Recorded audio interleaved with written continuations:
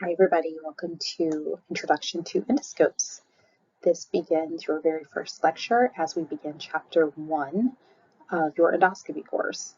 This chapter is an overview of the different types of endoscopes that we are going to cover throughout this semester, as well as what I call the anatomy of an endoscope. So it's going to be critical for you to know the different parts of a flexible endoscope. So this chapter begins to introduce some of those important topics that we will dive deeper into in the consequential chapters that will follow. So this lecture is an introduction to endoscopy, endoscopes, the important personnel that make up endoscopic procedures, and a little bit of information and history of endoscopes, as well as how much potential risk of infection there is due to the complex design. So please take some notes, pay attention. Your quiz will come from some of these lectures.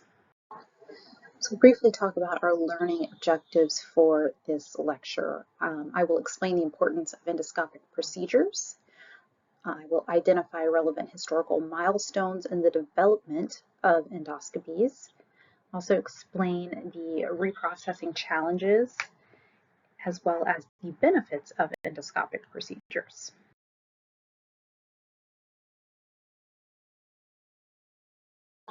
All right, so we kick off the introduction of this chapter looking at a flexible endoscope right here on your right.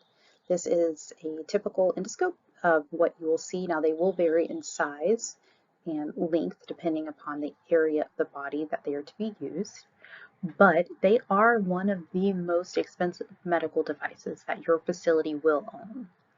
It is also one of the most complex when it comes to cleaning, reprocessing, and storage.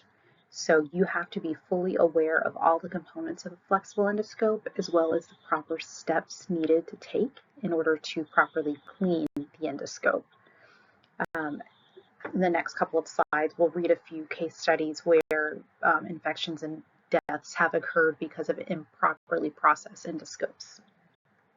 All right, so in January 2014, 100 patients that underwent colonoscopies at Washington Hospital between 2011 and 2013 were advised that they needed to be tested for HIV and Hep B and C after the hospital discovered the procedure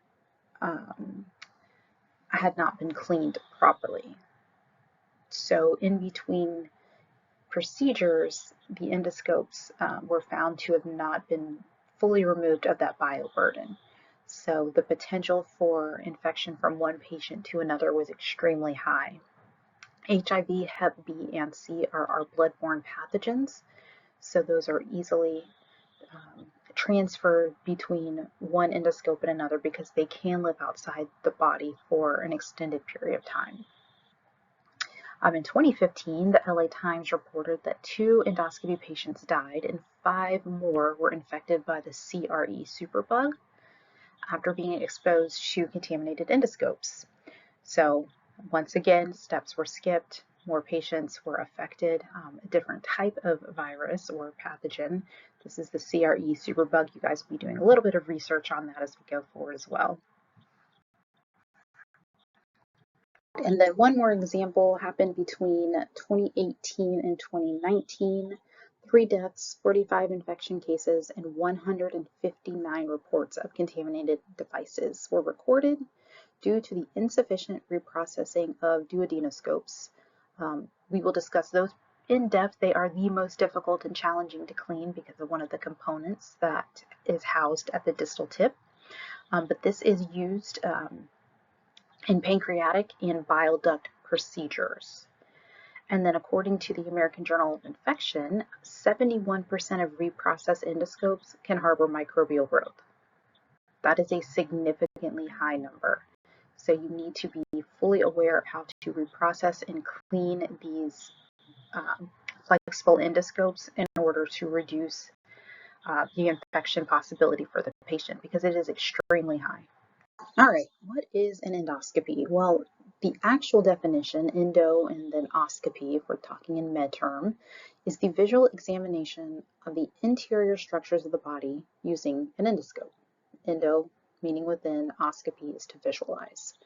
So we are going to discuss throughout this course 3 different types, rigid, semi-rigid, and flexible. Now I will tell you the majority of the focus is on flexible endoscopes.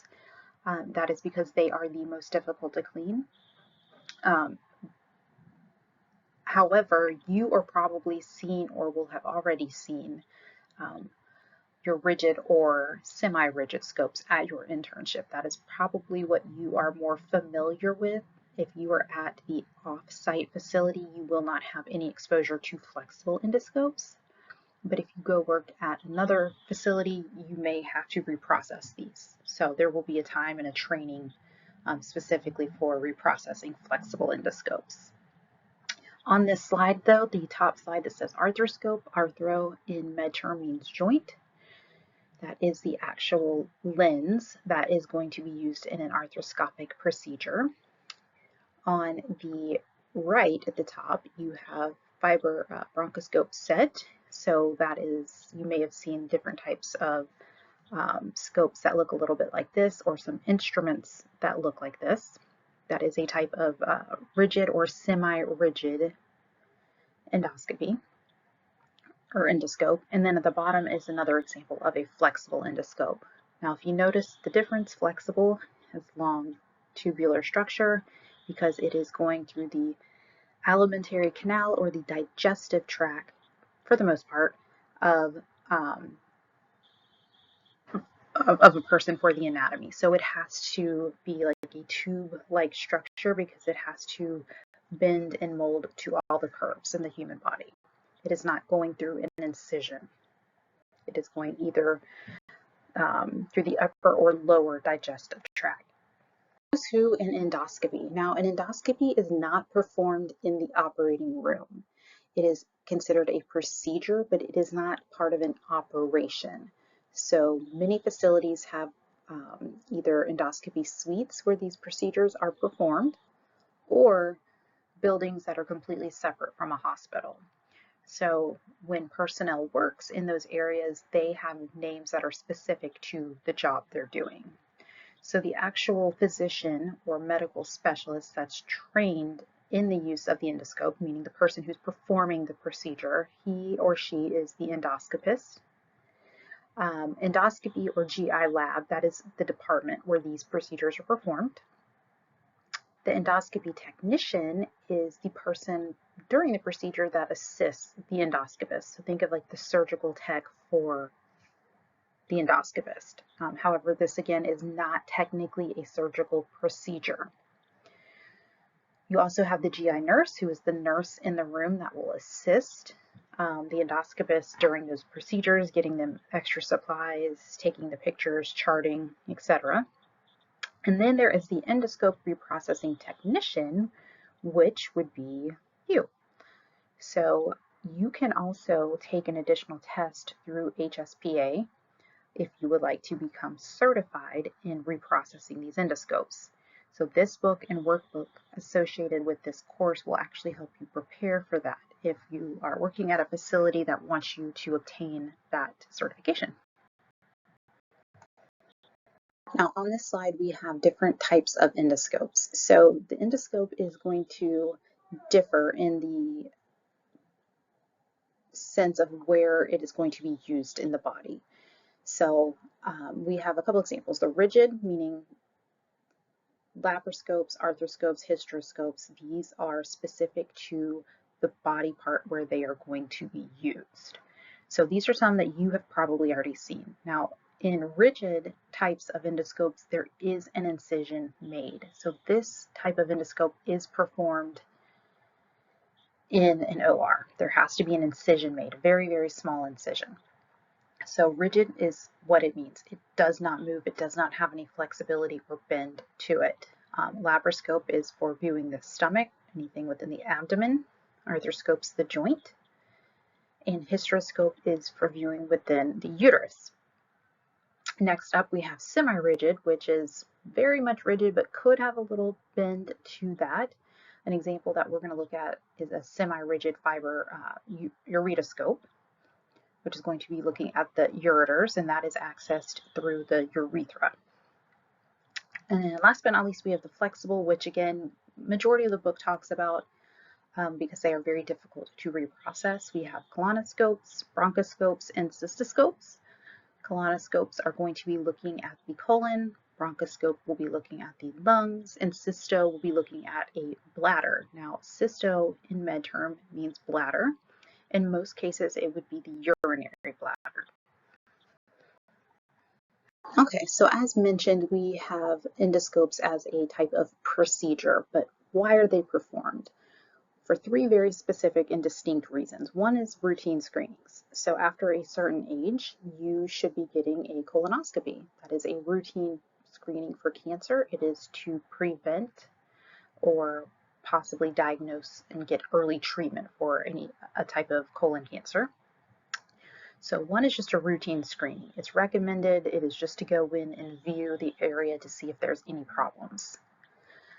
It could also be used to diagnose a problem. So let's say you have some bleeding, you're not entirely sure what's going on, where it's coming from. Let's say you have all these stomach issues and you're coughing up, blood, or you're puking up blood.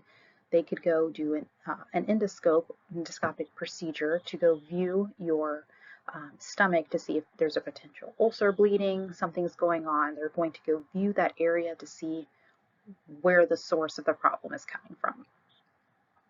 And last but not least is that therapeutic treatment. That's when they go in, they see that there's a problem, and they treat the problem. So think of therapeutic as treating the problem.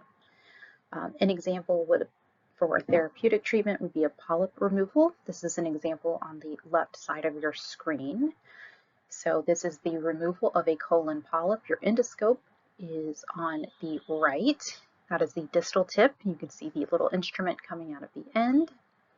The polyp is just a benign piece of tissue that's coming up from the colon wall. So that little instrument is going to grab it, it's going to cut it, cauterize it, and pull it out and remove it. So endoscopes can be used for multiple reasons. One is just a routine screening, just to go check to make sure there's no problems. Second is to diagnose a problem that may already be happening. And then the third is therapeutic treatment. So there's a problem, they see what it is, and they can fix it while they're there. All right, here is an image of the flexible endoscope. This is an image you need to be very, very familiar with. You need to be familiar with all the parts of an endoscope because this is something that you not only are going to be tested on, but it's also part of knowing how to properly clean this instrument. So we do have an example of a flexible endoscope on campus if you are interested in coming and kind of playing with some of those video remote switches to see how they move that distal tip of the endoscope. So this endoscope here, where it says light guide connector, that actually plugs into a power source. It will also have a light source attached to it. You have the light guide tube, which feeds from the part that's plugged in to your video remote. That is where all of the controls are. So think of that as, the remote control for the endoscope. You also have the internal instrument channel. That is an open portion where you can place an instrument down and feed it through the distal tip in order to, let's say remove one of those polyps. So the instrument channel is a hollow portion where you can feed smaller instruments through it down through that bending section distal tip. And at the distal tip, you also will have a place for suction, irrigation, the camera, and a light source. So there's a lot of things happening at that distal tip of the instrument. All right, so again, the insertion tube, this is the part of that is actually going to be inserted into the patient. That is the distal end. That is where those light fibers, air, water, suction channel, all of that is housed at the very, very end of the instrument. We call it the distal end of the instrument, and that is what will be inside of the patient. Lots of different features within that insertion tube. Again, you have air and water channel, irrigation, which is some sort of sterile water that will be placed within that area to go into the patient, and then of course suction to remove the irrigation. So the bending section of the distal tip, again, you just kind of need to go back to that picture to reference. That in the flexible endoscope is flexible. That's where all of the air and water ports are housed. But because it can bend in multiple different directions, it's going to give a wide angle of view for the endoscopist. All right, now with flexible endoscopes, here the picture on your right is a good example of a flexible endoscope. The endoscopist is looking at the anatomy on the screen. So it is going to show a video on the screen of what the terminal end or that distal end of the instrument is seeing. So it can be a real-time video. It can also take pictures for a static image. And there is some 3D imaging in some technologies. Okay, some important things to note as we wrap up the end of this chapter. More healthcare-acquired infections are associated with contaminated endoscopes than any other device. So keep that in mind because it is very difficult to process and really quick turnover times, which is half of the problem. Inadequate reprocessing was considered a #1 health technology hazard in 2015. So these instruments have to be reprocessed correctly. It is tempting to skip steps because, let's say, colonoscopies can take upwards of 15, let's say 20 minutes max. And let's say there's 15 to 20 patients a day, and your facility might only have 10 to 12 endoscopes. So you do the math on how quickly those need to be turned over and reprocessed. So at the end of the day, you need to remember patient safety comes first and foremost. So if your facility has insufficient endoscope inventory, it has very fast, what we call turnover times, that's time between one patient and the next, you need to be vigilant in making sure that you are not skipping steps in the reprocessing cycle. All right, so the importance of your work and role in endoscopes. Well, for one, they are very expensive. So a flexible endoscope alone can cost $60,000 for one. You need to be aware that there's proper care and handling of the endoscopes throughout the time that you are reprocessing, not only for the patient safety, but also to protect the equipment. The increase in endoscopic procedures is increasing the demand for rapid turnover. So again, if your facility has low inventory, that is going to increase the demand for that rapid turnover between one patient and the next. But always follow this best practice to make sure that the patient is going to be safe and the outcome is a positive outcome for the patient. All right, it's going to be extremely important that you know the difference between flexible and rigid endoscopes and where they are used within the body. So we have an entire lecture on different types of endoscopes and the anatomy of the body where they're used. That is going to be extremely important for you to know, to memorize, and to make sure that you have all of the information relevant to reprocessing those endoscopes. It is also going to be critical that you follow any manual and mechanical cleaning processes.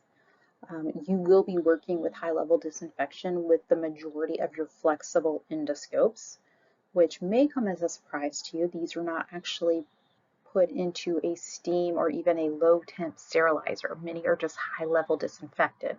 So remember when we talked about that with Spalding's classification system, what fell into that high level disinfection, and we said endoscopes. So reprocessing those flexible endoscopes, they get high level disinfected for the most part. Rigid endoscopes do get sterilized because they cross into the bloodstream as an incision is made. You will also need to know the proper handling, storage, and transportation of these endoscopes, and if there's any specific or different type of PPE that will be needed. So in conclusion, endoscopy procedures are going to continue to increase in frequency and urgency. Again, it's the quickest way to visualize to see if there is a problem going on and then to be able to treat it. Reprocessing is still a major safety concern because there are lots of different places for bacteria to hide within these flexible endoscopes. Remember, knowledge is key. If you don't know how to do something when it comes to flexible endoscopes, you want to make sure that you're asking the right people because, again, the safety of the patient comes first.